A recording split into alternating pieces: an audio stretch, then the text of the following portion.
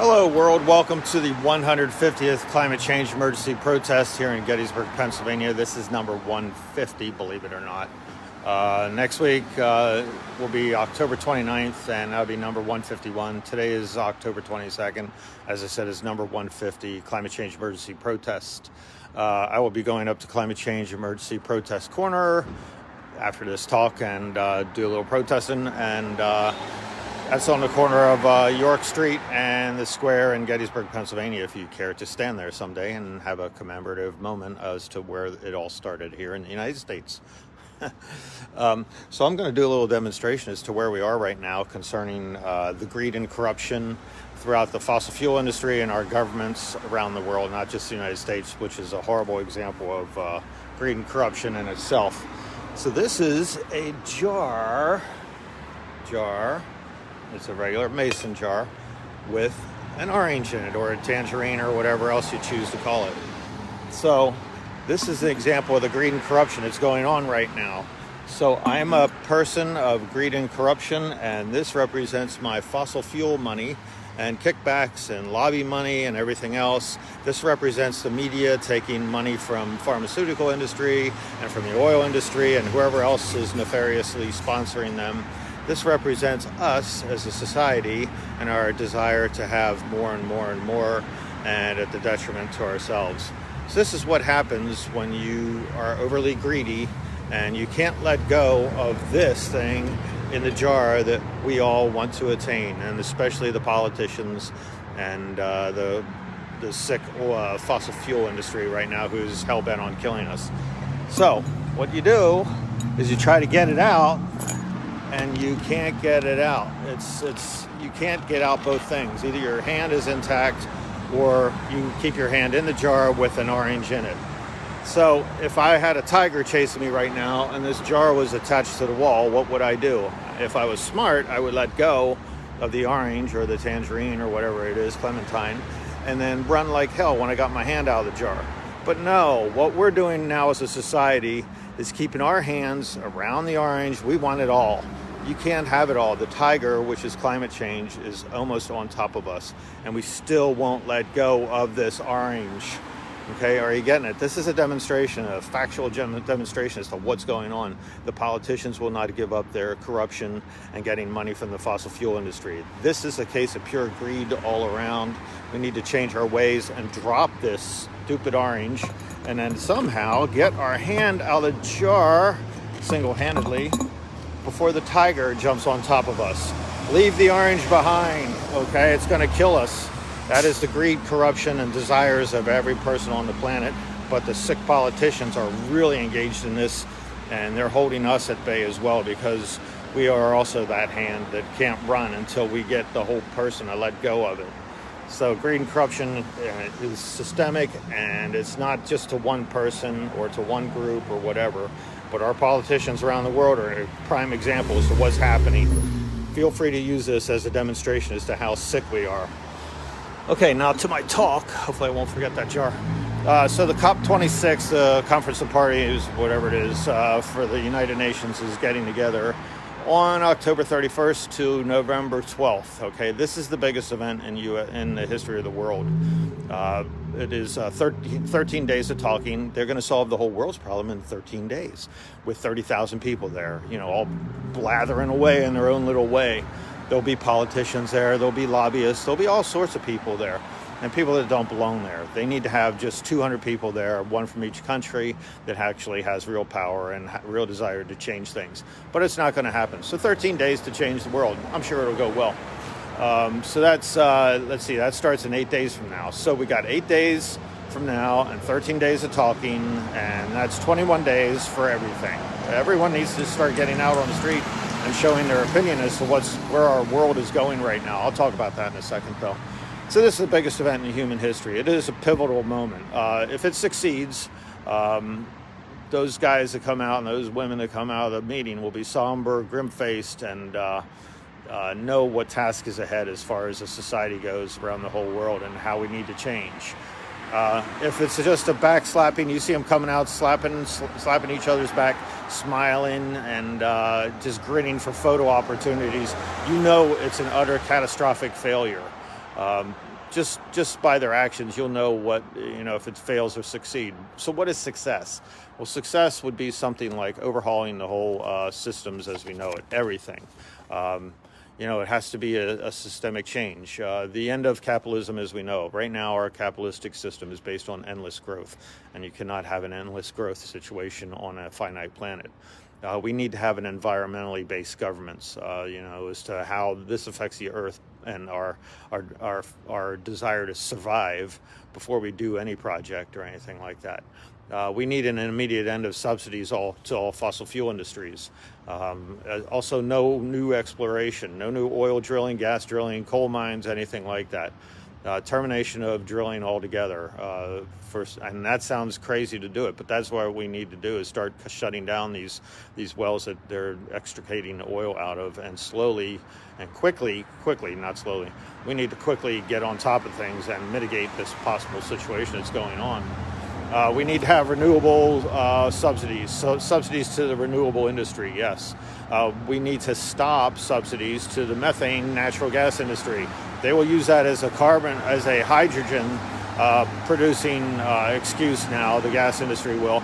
And most hydrogen is from natural gas, which is methane. Escaping of methane in the atmosphere is one of the worst greenhouse gases out there.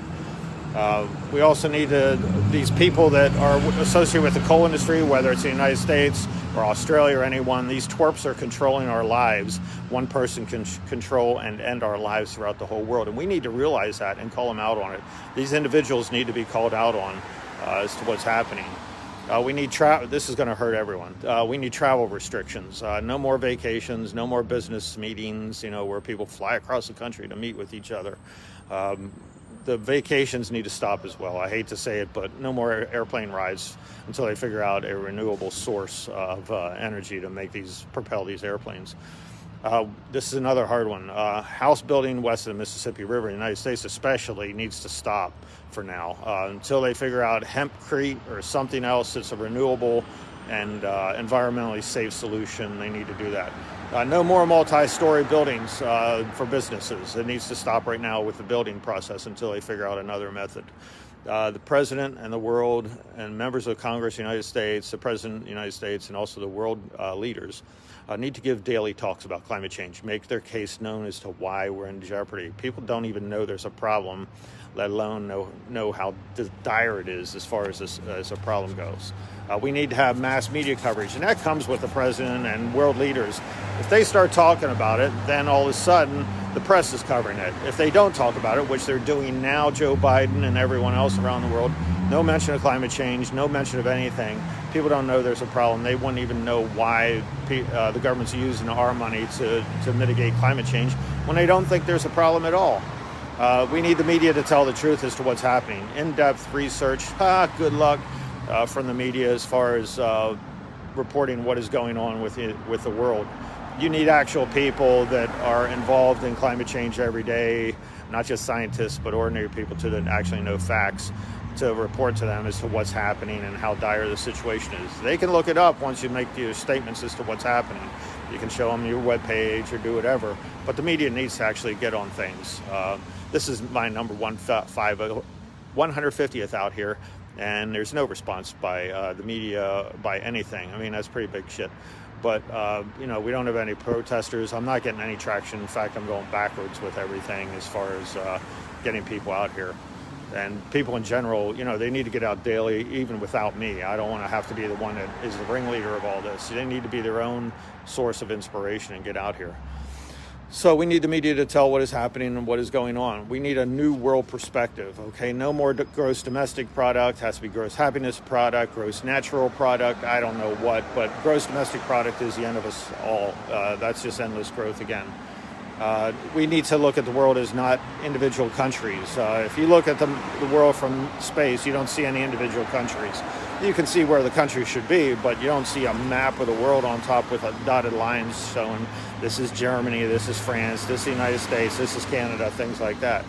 We need to look at things from at the very least, we need to look at it like North America, South America, Africa, Europe, the Australian and Southeast Asia, island nations, Asia, things like that. So as I said, this 8 days until we get to the climate change conference here in Glasgow, Scotland, and it's 13 days of talking. What to do? This is our last chance to mitigate this utterly catastrophic failure that will come our way if we don't get on top of this. Not doing anything guarantees failure. Trying does not guarantee success, but not trying at all guarantees failure, and that's where we're headed right now. We're letting these politicians, and you and I are all doing it, letting these politicians get away with murder, literal murder of the entire world. They're not taking this on head on, and they don't see the dire situation. And we have very, very, very few years left before all hell has broken loose. And in many areas that has already happened. Ask the people that are in the middle of drought, floods, fires, anything like that. We're going to have a food issue very soon in the United States because the whole western Mississippi is under some form of drought. So you can't manufacture food or produce food out of the ground if the ground is totally bone dry, unless you're doing cactus. So everyone needs to learn about climate change immediately. Get on top of things. Go down this webpage. Go to Environmental Coffee House on YouTube. Anything with Extinction Rebellion, they were pretty informative. Roger Hallam was very informative. Gail Bradbrook and Rupert Reed. They're Paul Beckwith an excellent scientist. Even Guy McPherson online on YouTube. So you need to learn about climate change. You need to talk and make friends and family listen to you talk about climate change and how dire the situation is, and the need to actually take action right now, not tomorrow, not next week, not 5 weeks from now. Broadcast yourself. Broadcast your feelings as to how you feel things are going right now.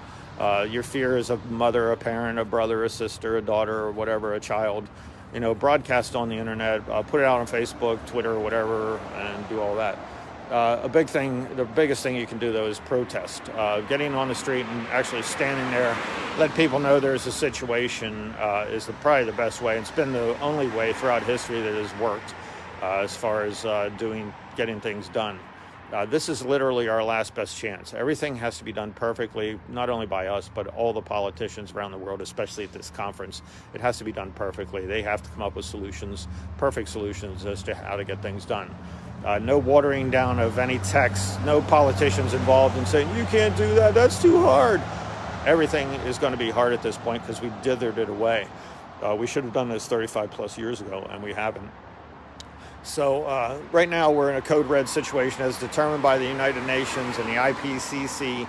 Code red for humanity. That is not a joke around. For them to say that is absolutely insane. So it must be pretty horrible for, say, code red for humanity, and this is the dire warning of dire warnings. I don't see it as code red. We're baked into a situation, and our lack of action and lack of desire to get things done is giving us a code black. We're dead on arrival. We have to work our way back to get to code red and then work our way forward to get to a situation better than that. Climate change cannot be negotiated with. You can't have politicians at this conference saying, we can't do this, we can't do that.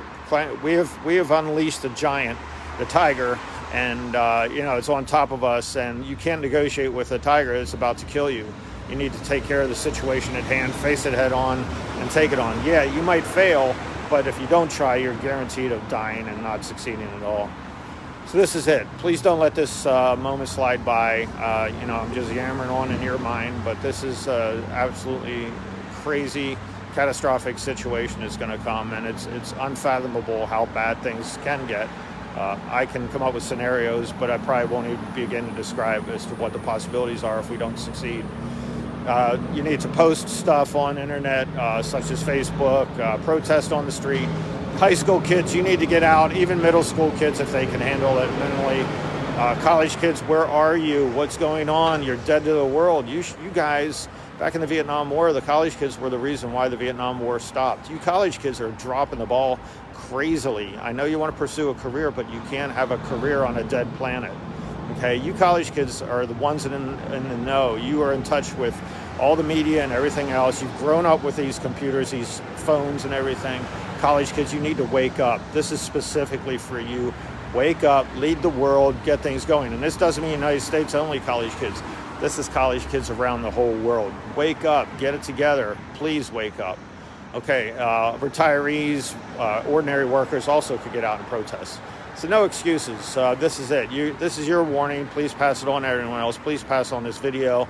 I know it's long, and people can't stay more than 8 seconds because we're goldfish anymore. We don't have focus for more than 8 seconds. But please pass this on, and recognize the sincerity, and please get out and protest.